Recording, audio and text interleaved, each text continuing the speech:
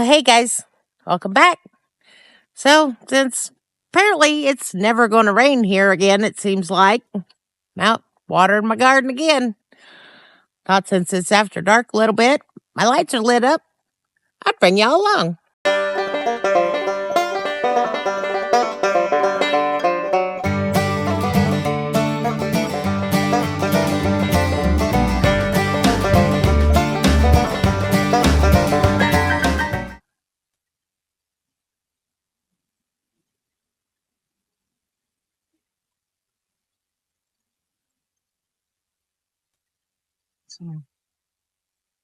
Yeah, I've got zucchini growing here.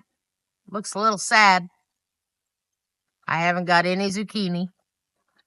I do have good green tomatoes still growing. Squash is about like the zucchini. Looks a little sad.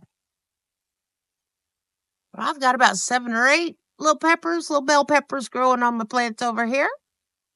And I have 2 little watermelons. And still got a couple stalks of okra here that are growing nice and tall.